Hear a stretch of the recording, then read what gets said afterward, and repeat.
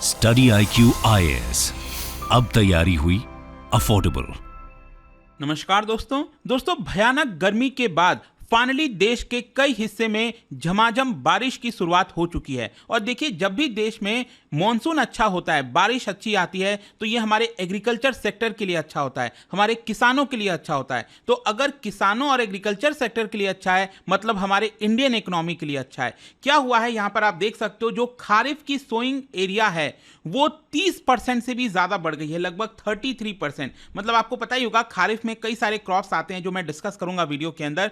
तो उसका जो सोइंग है उससे हमें पता चलता है कि यहां पर कितना प्रोडक्शन होने वाला है आगे आने वाले समय के लिए। यह खबर आप देख सकते हो, kharif sowing as of 28 June rises 33% year on year to 24 million hectare. इतने बड़े हिस्से में इस बार यहां पर सोइंग हुआ है खारिफ का। मतलब प्रिडिक्शन लगाया यह जा रहा है कि जो प्रोडक्शन होगा वो रिकॉर्ड स्तर पर होने वाला है इस साल, और इसकी वजह से देश की इकोनॉमी को फायदा होगा। जो फूड इन्फ्लेशन एकदम हाई पर चला गया था, उसमें थोड़ा सा आपको कूल डाउन देखने को मिलेगा। और स्पेशली मैं आपको बता दूं, इस बार पल्सेस बहुत इंपॉर्टेंट रोल प्ले करने वाला है, वो मैं आपको वीडियो में बताऊंगा। बहुत कुछ जानने को मिलेगा, चलिए आगे बढ़ते हैं। लेकिन उससे पहले मैं आप सबको यह भी बता दूं कि 8 जुलाई से जो हमारा नया बैच है जीएस फाउंडेशन का, यह हमारा स्टार्ट हो रहा है अलग अलग लैंग्वेजेस में, जैसा कि आप देख सकते हो। अगर आप इसको अवेल करना चाहते हैं, हमारे वेबसाइट ऐप पर जाइए या फिर कमेंट सेक्शन में लिंक है, और आपको यूज करना है ये कोड अंकित लाइव, ताकि आप मैक्सिमम डिस्काउंट ले सके। ध्यान रखिएगा, हमारे जो बैचेस होते हैं उसमें आपको प्रीलिम्स, मेंस, इंटरव्यू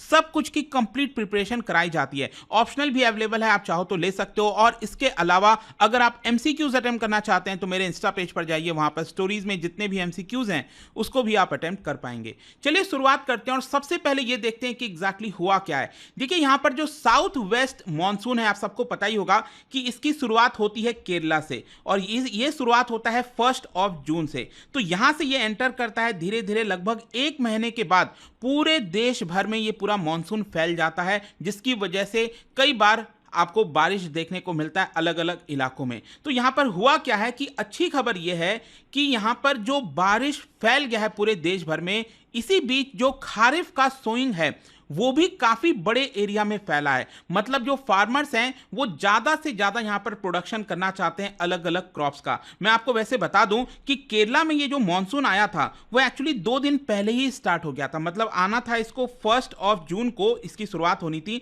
लेकिन ये ऑनसेट हो गया था लगभग 28 मई को, जिसकी वजह से यहां पर जल्दी ये आ गया। लेकिन क्या हुआ, बीच में थोड़ा सा ब्रेक हो गया था। मतलब महाराष्ट्र, गुजरात पहुंचने के बाद यहां पर कुछ डिस्टर्बेंस जैसा हो गया था, जिसकी वजह से बारिश नहीं हुई। और आपको याद ही होगा, जून के एकदम फर्स्ट हाफ में आपको याद हो तो यहां पर बहुत भयानक गर्मी पड़ी थी। पारा जो है वो 50 डिग्री सेल्सियस इस तरह का देखने को मिल रहा था। लेकिन यहां पर मैं आपको यह भी बता दूं कि जब ये इसकी शुरुआत हुई और ज्यादा आगे बढ़ा मॉनसून, तो ये दिल्ली पहुंचने का इसका समय है लगभग 1 जुलाई को। उसके पहले ही यहां पर मॉनसून की शुरुआत हो जाती है। एंड आई एम श्योर कि अगर आप नॉर्थ इंडिया में रह रहे हो, दिल्ली के आसपास, तो काफी ज्यादा बारिश आजकल हो रही है। इनफैक्ट आपने देखा होगा, दिल्ली में जो बाढ़ की सिचुएशन है वो भी यहां पर हो गई थी।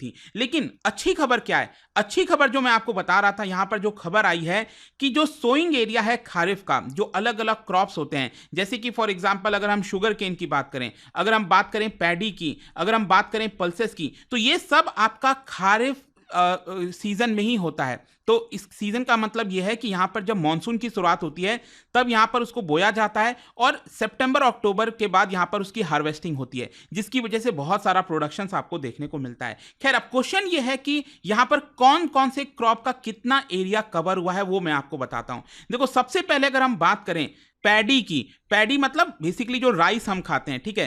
तो जो पैडी वाला एरिया है, it has actually decline a little bit. मैं आपको बताता हूं कितना। ये एक्चुअली था 22.77 लाख हेक्टेयर पिछले साल का, लेकिन ये इस साल हुआ है 22.73 लाख हेक्टेयर। लेकिन क्या है ना कि जो पैडी का सोइंग टाइम होता है वो अच्छा खासा होता है। मतलब कि एक्सपेक्टेशन यह है कि अगले 2 हफ्ते में यहां पर जो पैडी का कल्टीवेशन है वो और ज्यादा यहां पर किया जाएगा, तो इसका एरिया बढ़ेगा। लेकिन अच्छी खबर क्या है? अच्छी खबर है पल्सेस से, जो दाल वगैरह हम खाते हैं। तो यहां पर आप देखिए, पिछले साल जो इसका सोइंग एरिया था वो था सिर्फ 8 लाख हेक्टेयर, और आपको पता है इस साल कितना हुआ है? 22.54 लाख हेक्टेयर। सोच के देखिए। और इसका जो कारण है वो मैं आपको आगे बताऊंगा, और ये इतना इंपॉर्टेंट क्यों है पल्सेस जो है वो भी मैं आपको डिटेल से एक्सप्लेन करूंगा। इसके अलावा अगर हम बात करें उड़द बीन्स की, तो ये एक्चुअली 0.51 लाख हेक्टेयर से कम होकर 3.18 लाख हेक्टेयर हुआ है, मतलब कि यहां पर थोड़ा सा इसमें कमी आई है। वहीं मूंग की अगर हम बात करें तो ये थोड़ा सा इंक्रीज हुआ है from 4.5 lakh hectare to 5.1 lakh hectare. इसके अलावा ऑयल सीड्स, देखिए ऑयल सीड बहुत इंपॉर्टेंट अगेन भारत के लिए, क्योंकि हमें काफ़ी सारा इंपोर्ट कराना पड़ता है, चाहे वो जैसे हम बात करते हैं ना, जैसे सोयाबीन हो गया, ये सब आपका ऑयल सीड्स के अंदर आते हैं, जो एडिबल ऑयल होते हैं वो हमें मिलता है इससे। तो ये भी देखिए बहुत बड़ा इंक्रीज हुआ है। 16.81 लाख हेक्टेयर पिछले साल था इसका सोइंग एरिया, इस बार हुआ है 42.93 लाख हेक्टेयर। और इसका सबसे बड़ा कारण है एक्चुअली सोयाबीन वाला, क्योंकि सोयाबीन का आप देखिए पिछले साल कुछ भी नहीं था, बहुत कम 1.6 लाख हेक्टेयर था, और इस साल आप देख सकते हो it is around 33.6 lakh hectare. आप देख रहे हैं कितना बड़ा जंप आया यहां पर। इसके अलावा शुगर केन की अगर हम बात करें तो थोड़ा सा ही अप हुआ है ये पिछले साल के मुकाबले। पिछले साल 55.45 लाख हेक्टेयर था, इस बार 56 लाख हेक्टेयर है। इसके अलावा कॉटन भी आप देख सकते हो यहां पर काफी अच्छा खासा अचीव किया है, 59 लाख हेक्टेयर। पिछले साल ये सिर्फ 36 लाख हेक्टेयर था। लेकिन जैसा कि मैं आपको बोल रहा था कि मैं पैडी के बारे में डिस्कस करूंगा, एक्चुअली क्या हुआ था कि कर्नाटका और महाराष्ट्र ये दो सबसे इंपॉर्टेंट एरिया है। सॉरी, ये हम पल्सेस की बात कर रहे हैं, यहां पर गलती से पैडी लिखा हुआ है, दिस इज पल्सेस एक्चुअली, ठीक है। तो पल्सेस के मामले में कर्नाटका और महाराष्ट्र सबसे इंपॉर्टेंट एरिया है। तो अर्ली ऑनसेट ऑफ मॉनसून हुआ था, मैंने आपको बताया, केरला से इसकी शुरुआत हुई, 2 दिन पहले ही स्टार्ट हो गया, और आपका कर्नाटका महाराष्ट्र पूरा कवर कर लिया।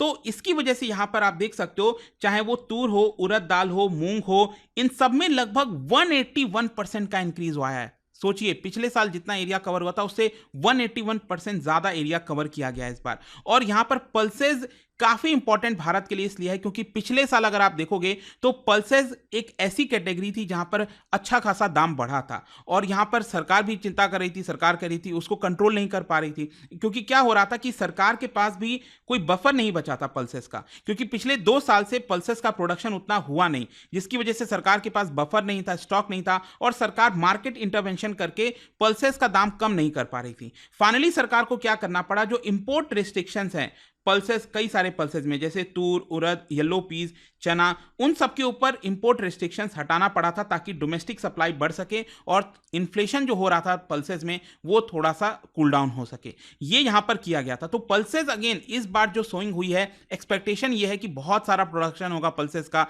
और हम अच्छा खासा स्टॉक भी रख पाएंगे। खैर, यहां पर अगर हम बात करें मॉनसून के इंपॉर्टेंस की तो देखिए बहुत इंपॉर्टेंट हो जाता है अगेन, क्योंकि मैं आपको बता दूं कि हमारे देश का जितना भी नेट कल्टीवेटेड एरिया होता है 56% उसका इसी मॉनसून में होता है। इसके अलावा हमारे देश के अंदर जितना भी फूड प्रोडक्शन होता है उसका 44% मॉनसून के ऊपर ही डिपेंडेंट होता है।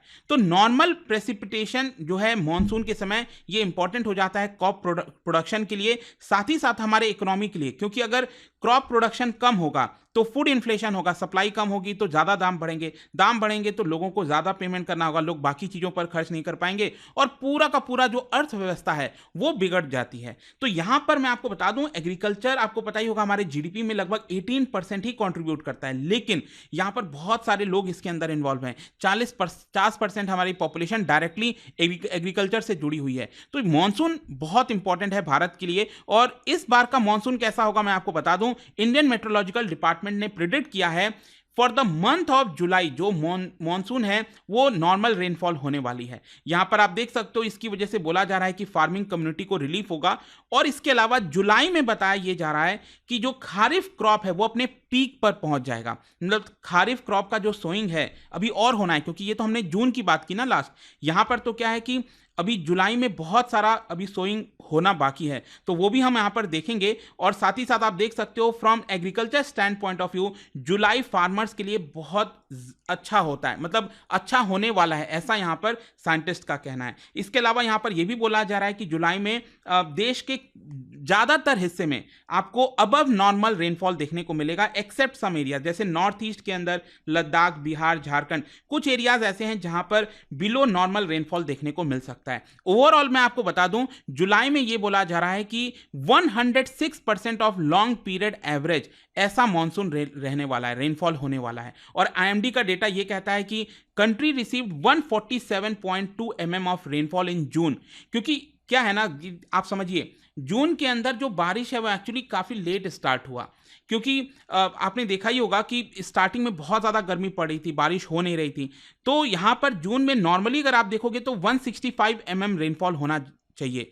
अब दिल्ली में क्या हुआ था, दिल्ली में जून में अगर आप रेनफॉल देखो तो पूरे जून में रेनफॉल नहीं हुआ, वो लास्ट में जाकर जो रेनफॉल हुआ और अचानक से बहुत ज़्यादा रेनफॉल हो गया, जिसकी वजह से बाढ़ की हालत हो गई थी। तो ये एक्चुअल में सिचुएशन हुआ था। तो यहाँ पर जून में ऐसा नहीं है कि ज़्यादा बारिश हुई है, एक्चुअली कमी हुई है, लेकिन छोटे पीरियड में बहुत ज़्यादा बारिश हो गई। इसके अलावा नॉर्थ वेस्ट इंडिया आपको पता ही है, वहाँ पर बताया जा रहा है कि टेम्परेचर जो है, मीन टेम्परेचर 31.73 डिग्री सेल्सियस हो गया था, जो कि 1901 के बाद से सबसे ज़्यादा था। इसके अलावा भारत का जो मानसून सीजन है वो आपका जून से स्टार्ट होता है, सितंबर तक चलता है, और जून 15% कंट्रीब्यूट करता है मानसून में, जो कि ऑलरेडी हो चुका है। खैर, आई होप कि इस वीडियो के माध्यम से खारिफ सोइंग एरिया कितना बड़ा है, अलग अलग क्रॉप्स का एरिया कितना बड़ा है, वो आपको समझ में आया होगा। और जाने से पहले एक इंटरेस्टिंग क्वेश्चन, क्या आप बता सकते हो पूसा हाइब्रिड 4 ये कौन से क्रॉप का वेरिएंट है? क्या आप बता पाएंगे इन 4 ऑप्शन में से? ब्रिंजल, बनाना, टोमेटो और पोटैटो। इसका राइट आंसर आप सबको पता है, मेरे इंस्टाग्राम पर तो मिलेगा ही, वहां पर अगर आप नहीं हो कोई बात नहीं, टेलीग्राम से ले सकते हैं इसका सही उत्तर। मैं कई सारे जो एमसीक्यूज हैं वो यहाँ पर स्टोरीज में डालता रहता हूँ। अगर आपको पीडीएफ चाहिए तो टेलीग्राम पर आइए, अलग अलग सोशल मीडिया पर आप जुड़ पाओगे। और जैसा मैंने आपको बताया, अगर आप यूपीएससी की तैयारी कर रहे हैं, कोई भी बैच चाहते हैं, you can simply use this code Ankit live to get maximum discount. And I hope कि वीडियो आपको पसंद आया होगा। मिलता हूं आपसे next time. Till then, thank you very much, see you soon. Study IQ IAS, अब तैयारी हुई अफोर्डेबल।